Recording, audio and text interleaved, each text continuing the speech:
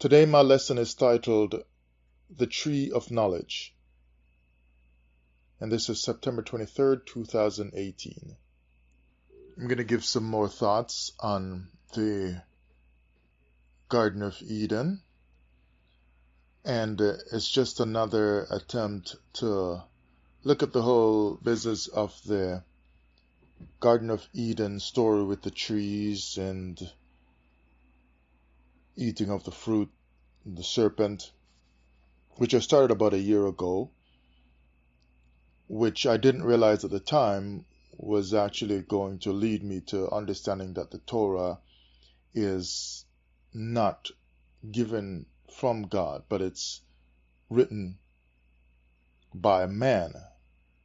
Because as I'm finding out more and more, there is no Yahweh or Elohim, God of the Hebrews, sitting up in heaven on an expensive throne, just waiting to press you with his thumb into the ground if you do something wrong or stomp you into your grave. All right? But it's just going to show again that if I'm coming up with another thought, then that means after all my searching and many books I've read over the course of my life, certainly there's no one on earth who knows what this story really is about, or who is telling it if they know. And the Torah source editors, they clearly didn't leave behind what it is about. Nobody knows what this thing is, or whoever knows it is not sharing it. Because if somebody really knew who got it from God, the way they say Moses got it from God at Sinai, then that person would have taught it.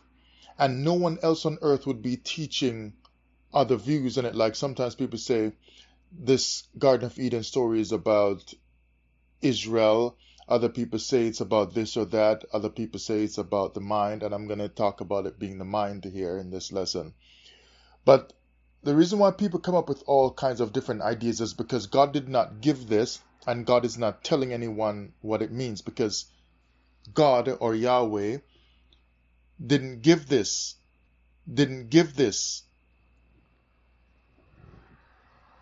But because man wrote it and they're hiding it from you, they're just not going to tell you what they wrote and what they meant when they wrote it. So everybody can look at the text and come up with all kinds of different stuff.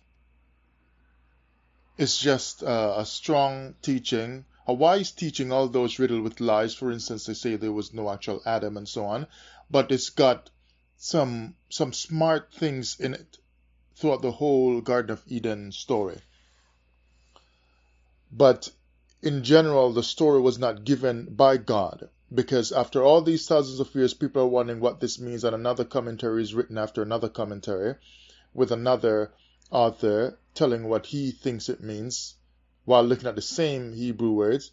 It just goes to show you that God isn't giving anyone any information about this, because he's not the doer of this. So everybody is guessing about what a man wrote a long time ago. Because if God did it and people are praying and fasting and searching and buying many books, by now he would have told somebody what the book means. How can you be expected to live by the book if the real author, the God of the Hebrews, isn't telling anybody? Then he doesn't want you to know, even though the Torah scholar will tell you that the Torah is about knowing more than it is about believing. Although I would imagine belief has to go there, but I guess they're trying to show a little difference between Torah and New Testament, where New Testament focuses a lot on belief, but Torah more focuses on knowledge, knowing, instruction, teaching. But it's not like it ignores believing, right? Because, But anyway, I'm going to read here from Genesis chapter 2 and 3. So Genesis chapter 2, verse 9 and 10. And out of the ground made the Lord God to grow every tree that is pleasant to the sight and good for food. And it seems here to me that the story is talking about the physical world, or the physical things that you can see. So like is trying to give you an idea that there are real trees that were made that you should eat from. But it seems to have a spiritual content to it as well, a spiritual understanding where you can think of these trees and the knowledge of good and evil and so on in a spiritual or esoteric kind of way. So unseen kind of things, even though it has real trees that it's talking about that can be seen, because we've got these trees on earth still that you can eat from. So it seems to be talking at least of those two ways of looking at it. But it says, pleasant to the sight, every tree that's pleasant to the sight and good for food. The tree of life, also in the midst of the garden, and the tree of knowledge of good and evil. Genesis chapter 2 verse 9. And out of the ground made the Lord God to grow every tree that is pleasant to the sight and good for food. The tree of life also in the midst of the garden, and the tree of knowledge of good and evil. And let's run down to verse 16. And the Lord God commanded the man, saying, Of every tree of the garden thou mayest freely eat, but of the tree of the knowledge of good and evil thou shalt not eat of it. For in the day that thou eatest thereof thou shalt surely die.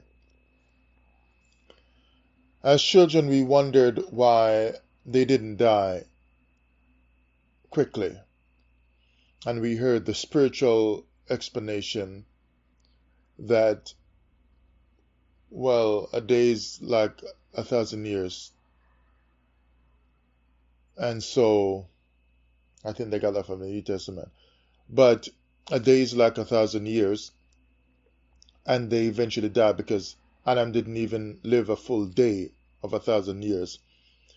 But he died before that, although he lived a long time. Now it seems to me that this tree of the knowledge of good and evil is talking about the mind and the thoughts that one is going to have throughout their life. And it seems to be cautioning one to not be set apart. Kodesh, right? So, not to be holy or righteous. I'm going to show you why I say that, because that seems very antithetical to all that the Torah stands for and even the New Testament. I already made a video a couple months ago telling you the Bible is anti-Bible. The very thing, and by the way too, lately I've been thinking that the Torah was actually written just to produce the New Testament. So the New Testament is the real prize. And I'm going to show more of that as my lessons continue.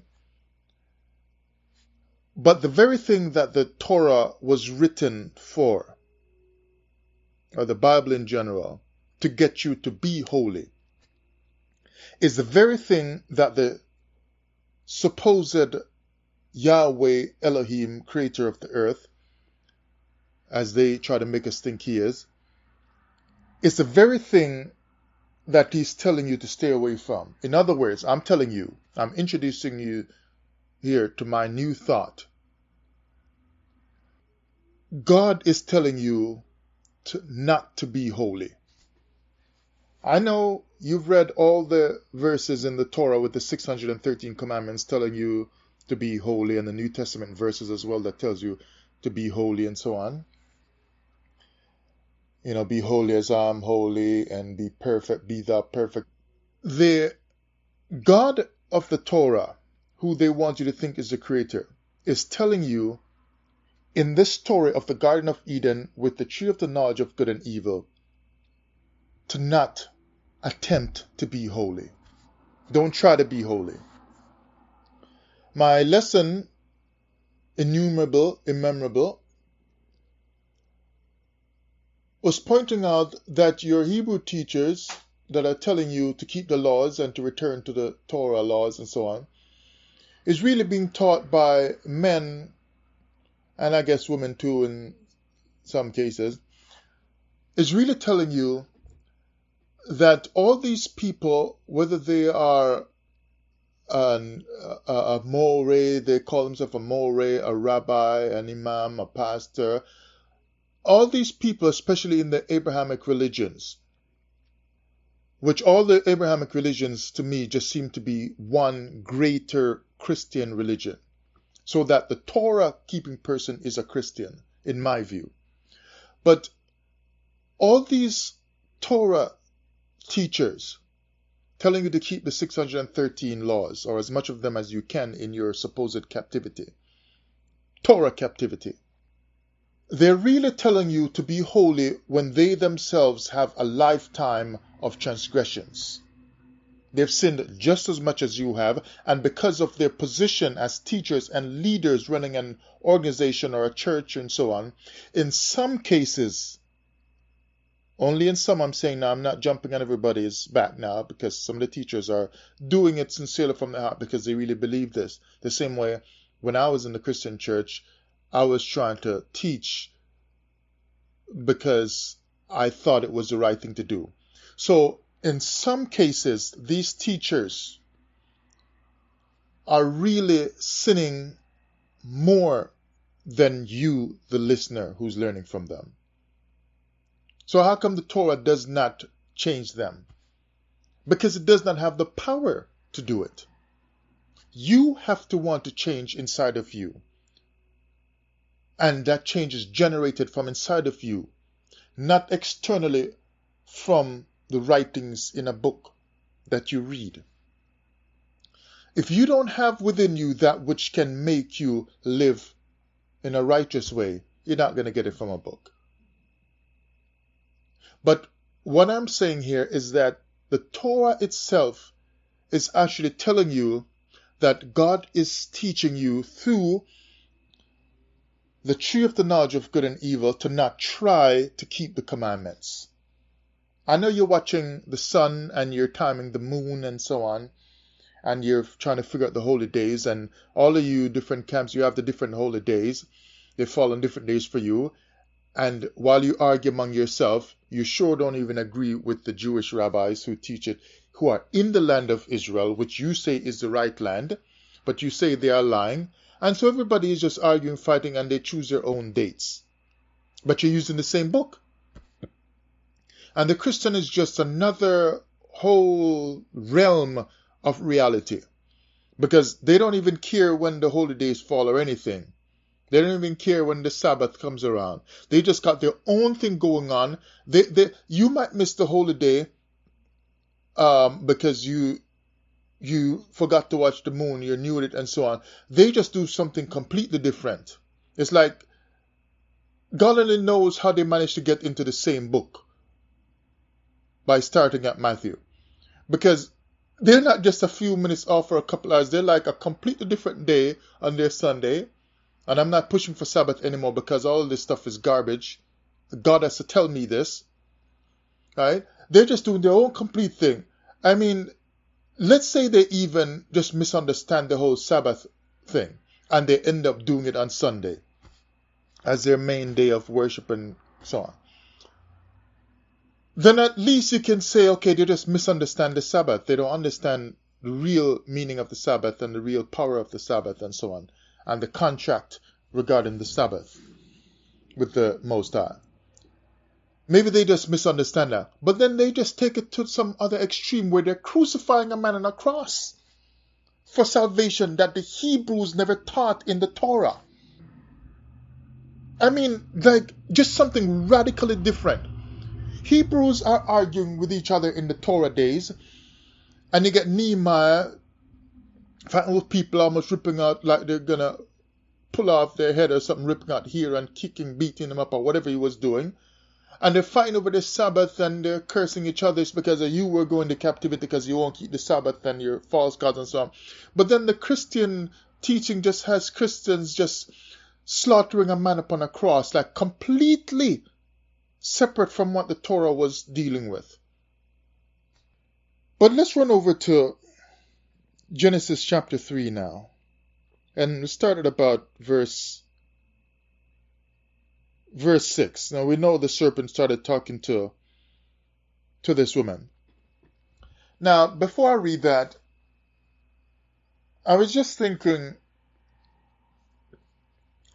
that the story of Adam and Eve in the garden is strange. Now, I told you already, the moment I found out that Jericho and other cities were around in existence and flourishing before Adam was even created, because about 9 or 10,000 BC, and if Adam was like 600,000 years ago, we're talking about 3 or 4,000 years before Adam, Jericho was up and running. So the moment I learned that kind of stuff and seen the different, even the different African cities and people groups in Africa that were around for thousands of years, they said before that. And you've got pottery dating and all the other kind of dating stuff that they do to show that people were around before Adam was created 6,000 years ago. That started to unravel the Torah in my mind. So I started to dig deeper, and here I am today. And the Torah teacher is not wise with his own book to understand that people are finding out all these things showing that people lived before Adam supposedly lived 6,000 years ago. And the Torah teacher, for the most part, because some of them adjust, but for the most part, the Torah teachers, they just continue to say, Adam, 6,000 years ago, Adam, 6,000 years ago. You know, it's like they don't adjust to anything. That's how it just lets me just think that this is really just a religion, because religion makes you not change. You don't upgrade your belief system, because it is more important for you to believe than to know, even though you say the Torah is teaching you to know the Lord your God. But Adam and Eve transgressed with this serpent. First of all, with the serpent, and then I'll get back to their transgression. It says he was very subtle. You know, he took the top prize for that among all the beasts of the field. And obviously he's in the garden, so he has access to the garden. The wise Yahweh Elohim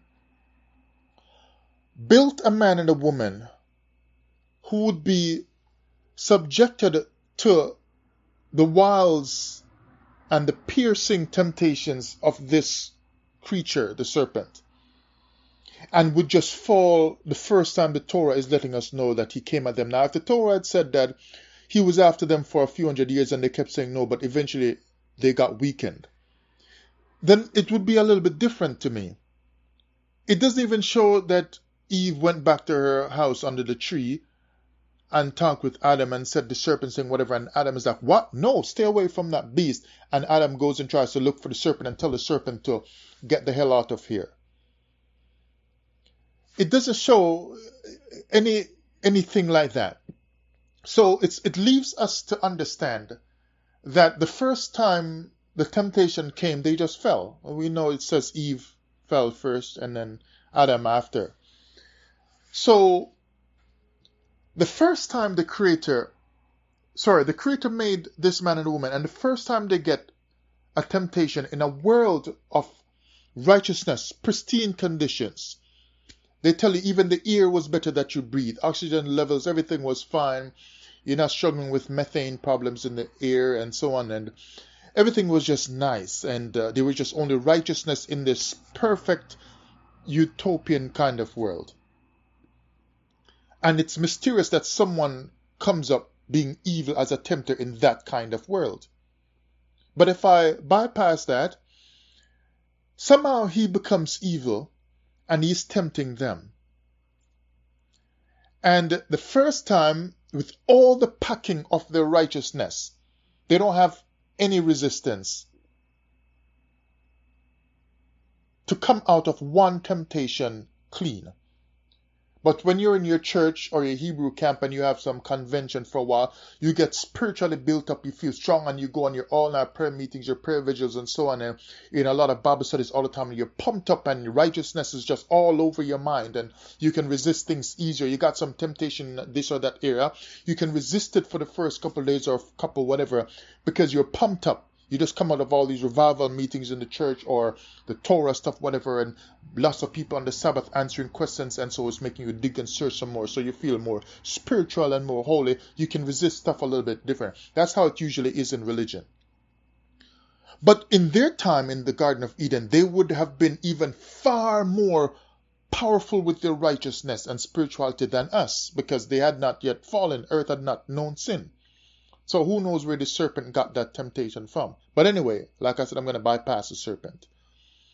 But in their pristine condition, the original setting of Eden and the righteousness in the earth, Pandora's box has not yet been opened. It is so perfect a condition that the Creator actually comes to look for them, and supposedly walking on feet made of sound, because he heard the voice of God. So that the Torah cursed, where the Moses says, Israel, I'm going to cast you out and I'm going to turn my back on you, basically. I will not hear your cries. I'm going to send you the punishment. I'm going to turn my back from you. Basically, I'm going to distance myself from you. Well, this is the opposite situation, because in Eden, he is actually coming into the garden. And he heard the voice of God.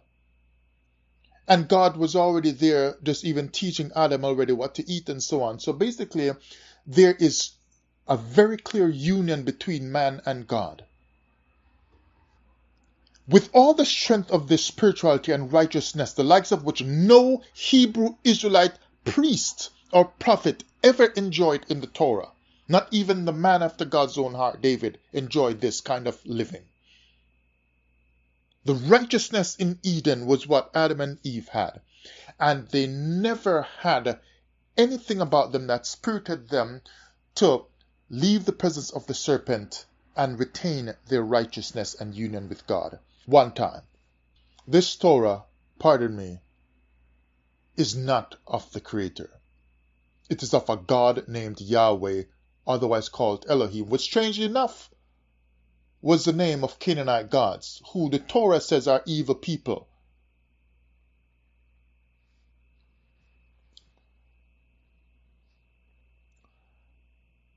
But if you go buy a car, because remember Adam and Eve are pretty much brand new to earth. They're the first supposed people on earth according to the Torah. But if you go buy a car, brand new, and they shake your hands, your new car, and you drive off now, and you're just going to work or to the supermarket, like you're not going on any long trip like across the border or to another province or state, driving for like 20 hours or something. You're just going to work, 25 minutes to work, or you're going to the supermarket 5 minutes from where you live. And 2 days of driving the car like that to work and to the store, the car is shutting down or giving some major trouble. You would call back the place, take it back to the place and say, look, something's wrong with the car. It's brand new, shouldn't be doing this. Then they would probably check it out, see if there's some recall or whatever, if this one got skipped with the recall, something. They would do something about it. Give you another car because it's so new, it's just a day or two old that you purchase it, or repair the car, whatever. Give you a rental while they repair it or something. So man will do that for a new product. Man is the prize of the Creator on earth, and he's brand new, haven't even lived a day yet. According to some of your calculation, about 1,000 years is like a day in his sight. So man is brand new, haven't yet lived a day, supposedly in the eyes of God.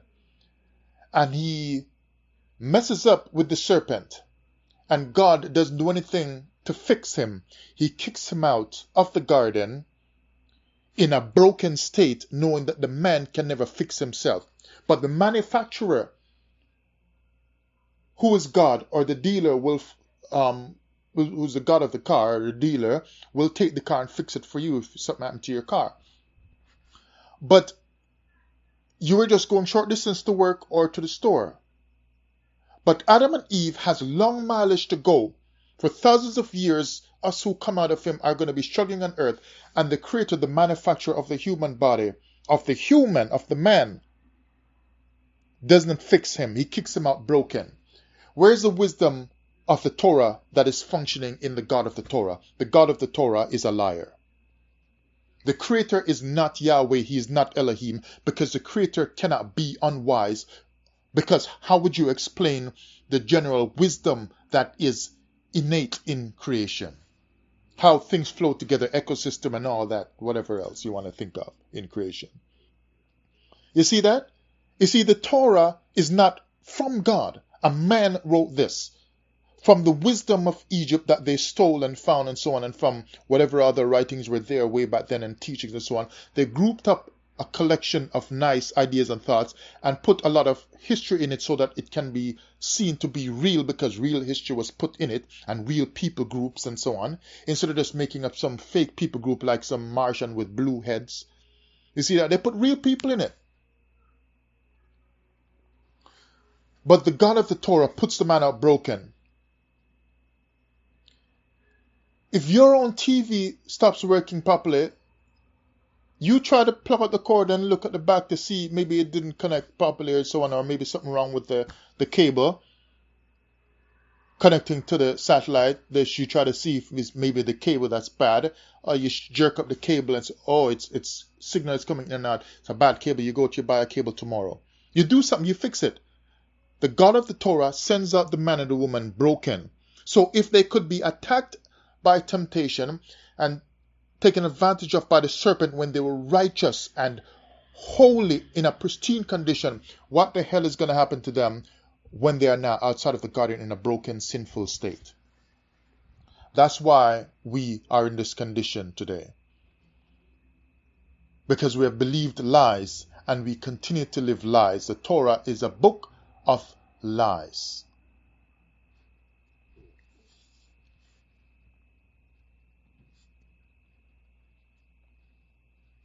So now Genesis 3 verse 6, and when the woman saw that the tree was good for food, and that it was pleasant to the eyes, and a tree to be desired to make one wise, she took of the fruit thereof, and did eat, and gave also unto her husband with her, and he did eat.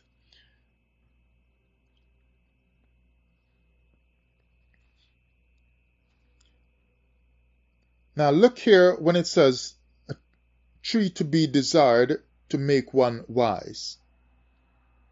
And that's kind of funny, because he tells them in chapter 2, you can eat of every tree in the garden, but this one in the middle, don't eat from it.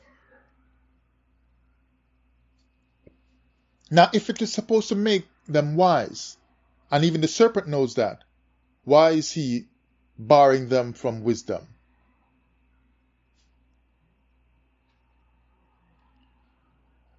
But then you get the understanding that wisdom is going to come out of this tree, but your result of gaining wisdom is death. You're going to die.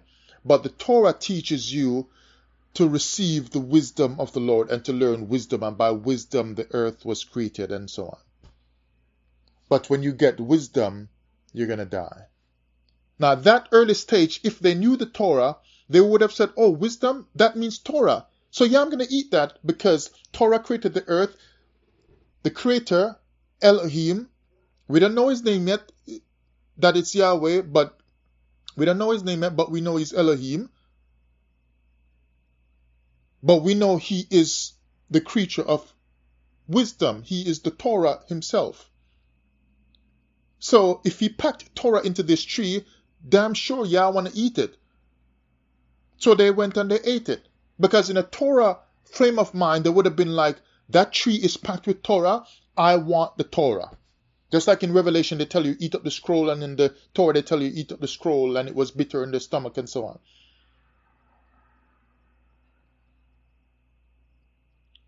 Why wouldn't the Torah person in Eden want to eat from the tree of wisdom? That's going to yield wisdom. You see, this is a trick book.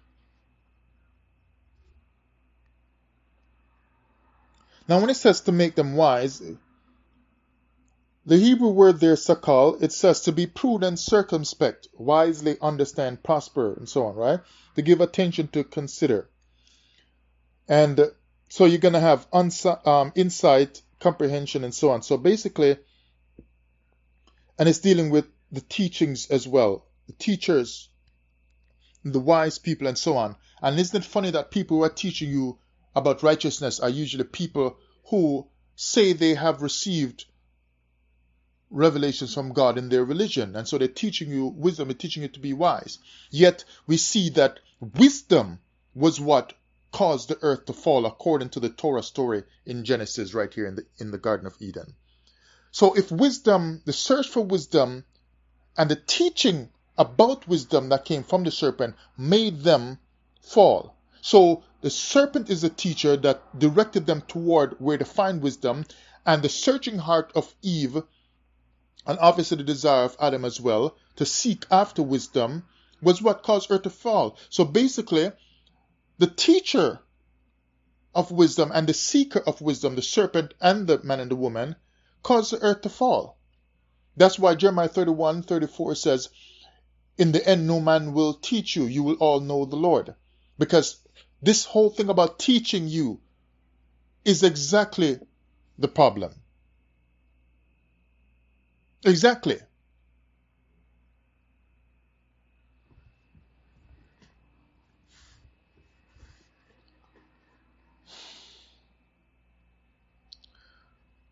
So,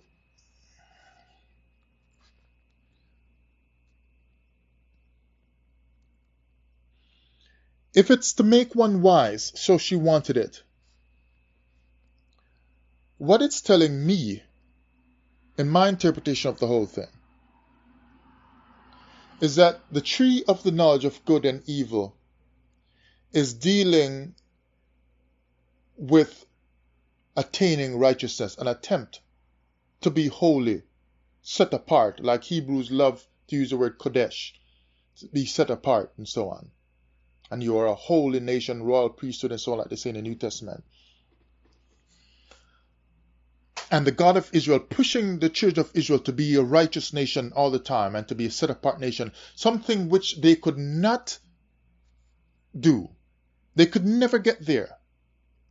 Never. It's like building a car that can never work right. Where's the wisdom in this God? Building a people that can never reach this righteousness until he just said, you know what, I'm going to kick you out. The same thing he did in the Garden of Eden, he kicked them out. So you as an Israelite, if God did something in Eden and he had to kick out the people because they couldn't reach the righteousness or keep it, because they were trying to study or go after wisdom, then precept-wise, why are you studying the Torah and learning at Shabbat every week? Because I should tell you that the first time man started to study or to reach after wisdom by learning it from somebody else, the end was disastrous. So you as a wise Torah person should not try to learn from somebody else to go after wisdom. Because wisdom should just come from inside of you, not from what somebody else is telling you. Second, to this whole teaching thing of wisdom. If the God of the Torah is kicking them out for going after wisdom, that ended up letting them fall, and he later on kicks out Israel with all their wisdom of the Torah from the land of Israel into captivity, it tells you that the track record of God, or the God of the Hebrews, is one where he kicks out people all the time because they can never please him with all their Torah knowledge.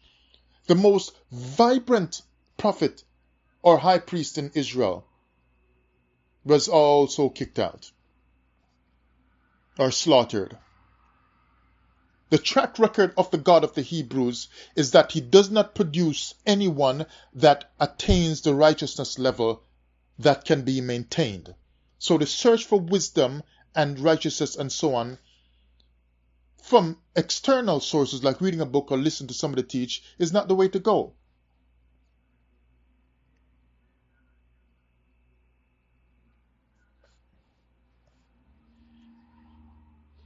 And it's a catch-22 because here you listen to me as well, right? So you see what the problem is? The problem is that the serpent, they fell for the trick by doing just what the serpent said in his teaching. When the serpent should have done something more like what I'm saying here to you, is to look for the wisdom inside your own heart, inside your own mind, as you look and peruse all of creation and all of life and so on, and contemplate life and so on. Because the wisdom is in you. Because if in Genesis 2:7 he entered inside the man, then all of that which God is probably, possibly, qualitatively, that is in man. So man should be able to find it inside himself as he moves through the world. So you shouldn't need someone to come and tell you how to get it and what to do. So he should have more been doing something resembling what I'm doing here, which still falls short of what you should know because I can't tell you properly, but I'm expressing to you what I feel. Is that he should have at least been telling them, don't try to look for that. You think you're going to get the wisdom from it. Don't try to go after the fruit to get it. The wisdom should be inside of you. And leave her on her own to figure out if wisdom comes from the fruit or if it comes from inside of her. Because if the Creator is inside of her, she should have known that the wisdom would be inside of her as well. Because if he blew breath into man or entered into the man, that means the wisdom had to enter as well, because the Creator cannot be void of wisdom. So the moment he enters as spirit inside the man, wisdom has entered. What was she searching for? And the Creator puts them in a place in this garden where he knows that there is a threat, where this beast that is cruel is as free to roam. And he warns them about a tree, but he doesn't warn them about this sly serpent. He didn't prepare them enough. But you say the Torah is built to prepare you against falling by reading all the commandments in it. So why he didn't tell them all to look for as well? To say, it's not just a tree I want you to be concerned about, this particular tree. I want you to be concerned also about that serpent. There's this serpent. He's more subtle than everybody else. He's more tricky than anybody else here. Watch out for him. He doesn't prepare them. Where's the wisdom in that? But the trees, as he said, he said you can eat from all the trees in the garden. So the tree to me is like the mind and the operation of the mind. You can eat from all the trees. That means your thoughts will just roam everywhere, and it's fine to partake of all the information that comes to you in the thoughts that are roaming around in your mind. You got thousands of thoughts per day. I don't know, they say 10,000 thoughts a day you think, or whatever the number is. So and out of these thoughts, knowledge grows. So eat from all the trees. So it's going to mean the story is trying to give a dual kind of understanding that there's some real trees there to eat from to feed yourself. You're new, I got to tell you how to survive by eating. But there's also the spiritual underlying concept there as well. And I think it is in this lesson, because tomorrow I'm going to come and tell you more, because nobody knows who in the hell wrote this thing. But right here, at least, the trees that they can eat from are all the thoughts in the mind that grows. Each thought can grow. You can think of something and it grows. You're thinking you want to buy a new car, and then you start thinking, what kind of car? So that first thought, I want a car, now grows into something more about the car. Now you start thinking of what kind. So the first thought gave rise to another thought, and then it grows some more. Then you think of what color, and then it grows some more, and then eventually you get to the point where you start thinking you want some new fancy rims on it, and then you start thinking you want a car bra on the front, and so on. So you see, the thoughts are coming one after the other, and it's growing like a tree. It's just growing. It's ballooning inside your mind. So many thoughts. And as you research each point that you think of and contemplate them some more and ask questions to learn, like, about the car and so on, you learn more stuff. So it's like a tree that's growing. Your thoughts are there. Now, there's no wrong or right about the car. You're just thinking you just want a car, and you think of all kinds of different cars. So he's saying eat from all the trees. So the trees are like the thoughts in your mind, and you can go, right? It's like I remember this song, I don't remember the name of it now. It's by by Susan Ashton. I came across some music in the Christian church years ago, and it says something to the effect of, there's neither right nor wrong, something like that. That's why he says you can eat from all the trees, because all the thoughts in your mind, you can take something from each thought. It's not no right or wrong. So basically, good and evil thoughts are going to come into your mind.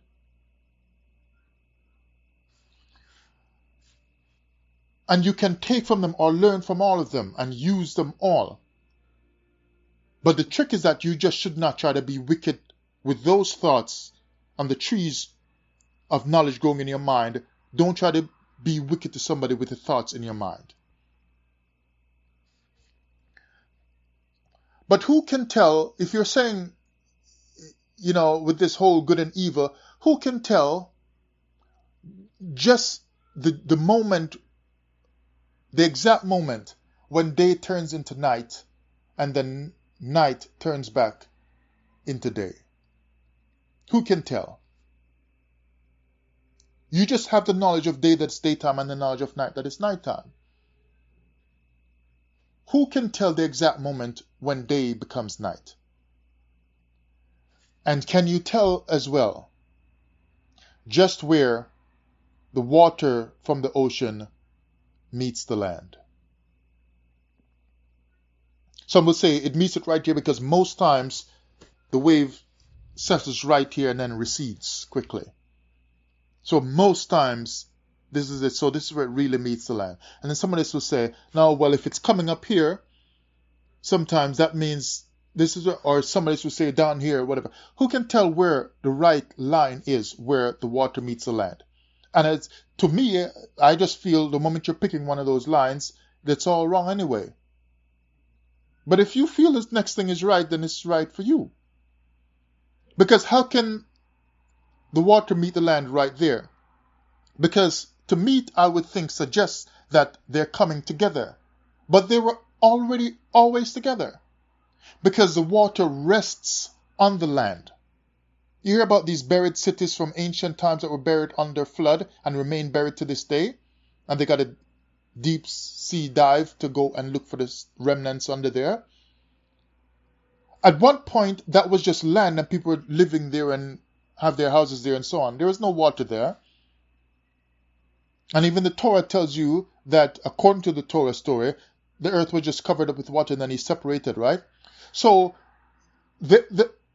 according to Torah, since we're talking about Torah here, water and earth had always been together. There's no coming together to meet. So when you say, where does the water meet the land, and you're picking one, it's kind of funny.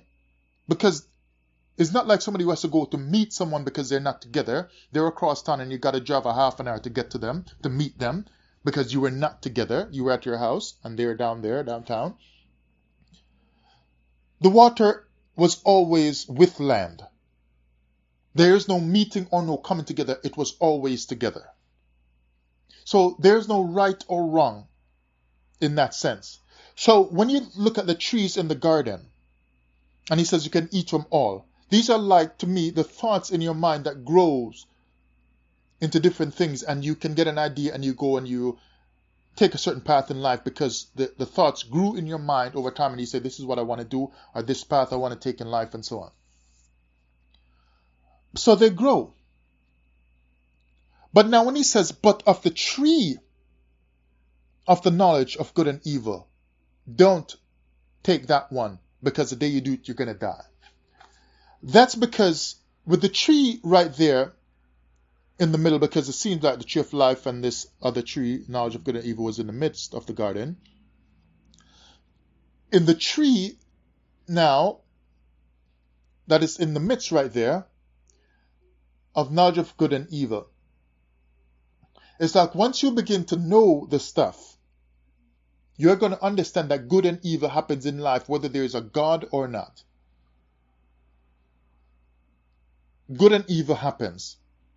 And the opening chapters of Genesis clearly tells you that there was good and evil, because the serpent was coming up tempting them to do evil. That itself to me seems to be a work of evil. And the moment that he had to bar them from it, is showing you there that there is something intrinsically evil about interacting with this tree in that particular manner. But here is what I think now, why the woman desired it. And this is the trick of religion, whether you're Christian or Hebrew, Israelite, or any other religion. This is what I see to be the trick of the Torah and this story. For her to go after this tree that she was told to not go after, she is trying to do so right and be so righteous. In other words, she's trying to be like Israel. She's trying to be set apart by doing the right thing because God said. So she's trying to do the right thing by keeping the commandments. So she wants the knowledge that will let her keep it, by getting that knowledge from an outside source. She's seeking after something outside of her, a teaching outside of her, that directed her to do this particular thing, to become like God. In other words, to become righteous, when she should have already been righteous, you would think.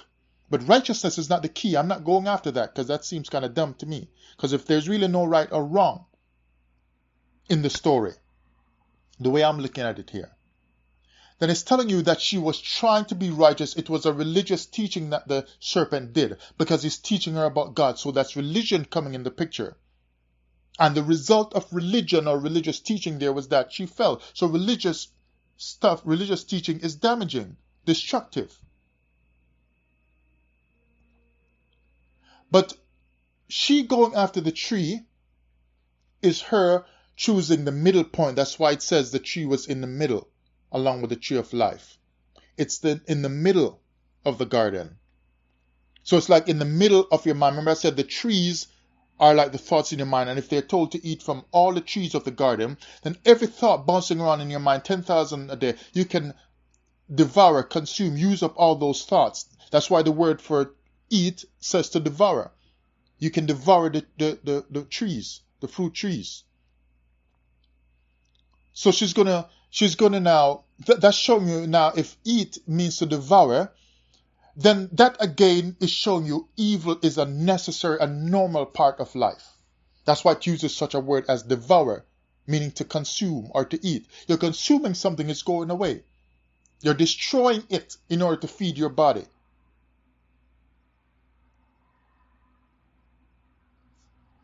And so good and evil is just going to be in life. A rock can fall on you, and that's evil. I watched a documentary on Netflix a few years ago with a man that was hiking and he fell off a cliff and he fell between two great rocks on the top of the mountain actually, and he got stuck there with one hand and he couldn't move. Now that's evil that happened there to him. It's normal. He's just going on a nice hiking stuff. But doing something good like that, which is healthy, to go hiking and walking and climbing and so on, something evil happened to him. Even though somebody didn't push him because he was on his own. Because he was stuck there, I think, for a couple of days. He's running out of water. He has no food. He has to go and find food before he can find help. And in order to do that, to get free, he has to do something else that was evil to deal with the evil that just happened to him. His hand is stuck between the two rocks. The only way to get free, after trying for days and his hand was now getting blue and whatever, he had to take his pocket knife and cut off his hand. Cut off his hand. Took him a while, but painful as it is, but he cut it off and that saved his life. Then he could crawl and go whatever and find the closest town, and he got help and he made it. So he had to do something as evil to his body. Would you normally just cut off your hand or somebody else's hand? No. But evil is a necessary part of life that will help you to live.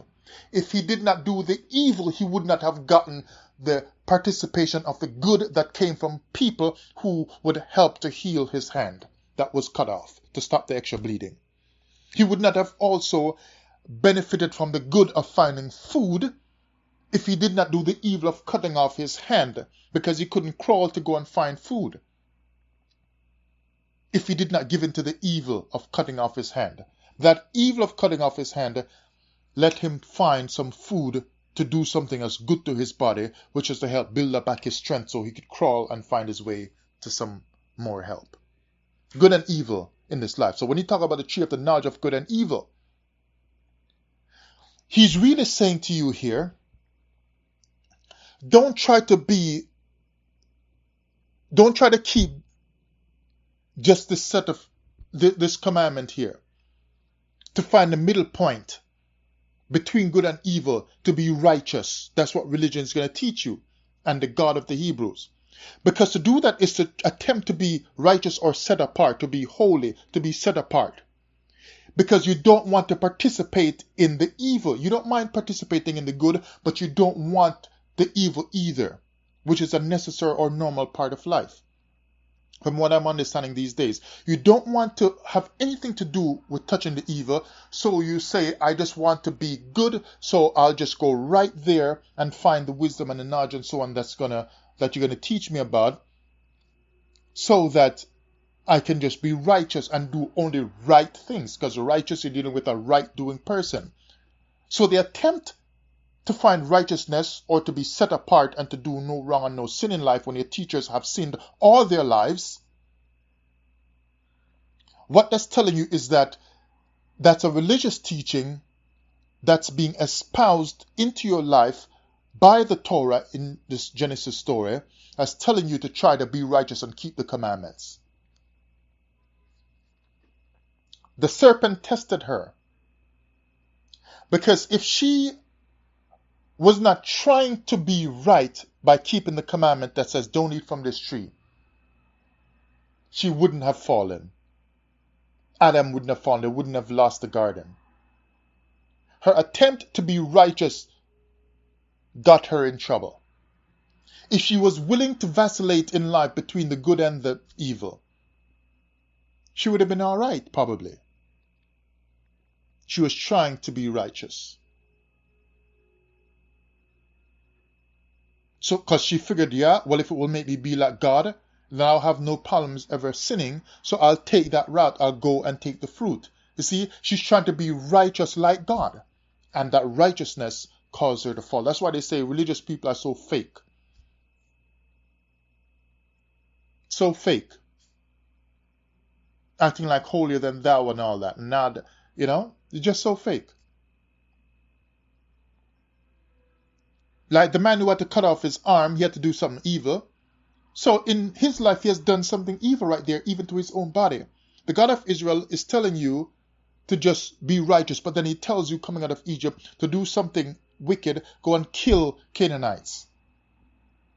But you say it is righteous. That's what I was taught as well.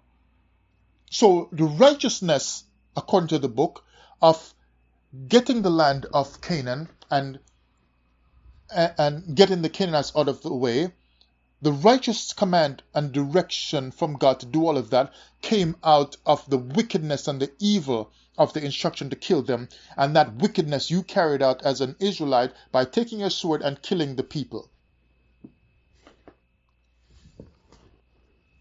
Now, if God wants the Canaanites killed, according to the Torah, then God wants them killed. I'm just telling you that in order for God to carry out his blessing of goodness to you, the Israelite, he had to command you to do wickedness and kill. That means you never escape the knowledge of the tree of good and evil, the effects of it all. You had to still go and kill in order to be righteous. And you tell me set apart is the way to go in this life? Just to be righteous, Israel had to kill people. So why are we being told to be holier than thou? To cross all the T's and dot all the I's? There's then really no way to escape good and evil in life, because to be righteous, you're going to have to kill somebody. Even Hebrews are saying Jesus is coming back. He's going to come down in the east, touch down on Mount Olives and start killing from Basra over in the east and come over to the west, killing. His garments, eyes look like blood, his garment like wine, his garment look like blood, wet up with blood. So even Jesus is going to come back and kill and do all this kind of evil. But you notice his deception. He acted goody two shoes when he was supposedly here, acting like he can't do anything wrong. Like love thy neighbor, love. But then he's going to come back and kill. That looks like a monster. So him ascending supposedly to heaven transformed him into a monster. This is a different God when you see him come back in the end. At least the God of the Torah was just straight up from the start. He was just like, look, just go kill them. So at least you know what to expect with him.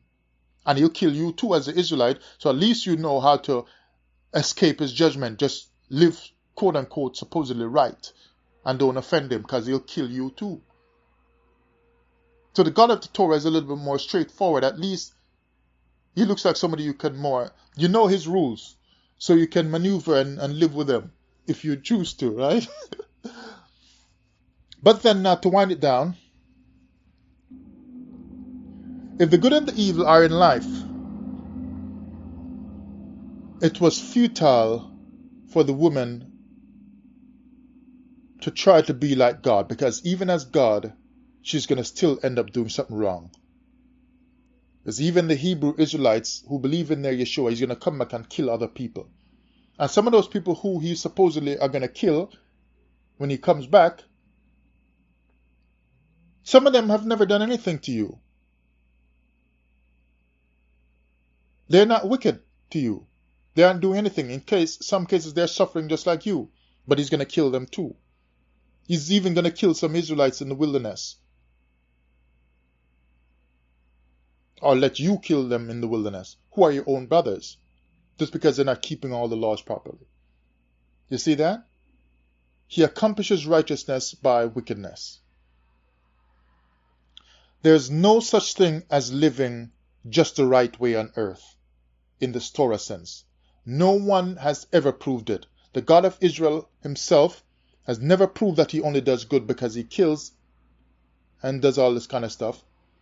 Jesus in the New Testament, at some point he ended up telling them to pack a sword, and we know, according to their teachings, he's going to come back and kill. High priests and prophets and so on have all done their stuff. King David, who is on earth today that has ever kept the Torah and done all right things, righteous things, and be completely set apart from ancient times until now? Who? Find me that person. Find me that person. Life is made up of good and evil. Just don't use the evil in life when you gain the knowledge of it floating around in your mind to harm someone, especially for no cause. Now, if you're doing it because you're under threat or something, people understand that. Somebody breaks into your house and so on, and you got to fight back and you hurt them to whatever. People understand that. But don't just sit and plot with the knowledge of good and evil that's already in your mind to just go and do wicked things to people. Because you see the trick of it? She's going after this tree to get the fruit from it, which is the knowledge of good and evil. When I already told you that the thoughts in your mind are like the trees, and like the fruit you're going to eat from the trees. So she already has that. But because she did not want to rely on what's already inside of her, she was looking for it from the outside, an external source, which then led her to being taught by a religious teacher, which was a serpent teacher. But if she could see that she already has the stuff inside of her, the knowledge of good and evil was already inside of her, and lived by that, then it would have been a better scenario. My thoughts again on this whole garden stuff.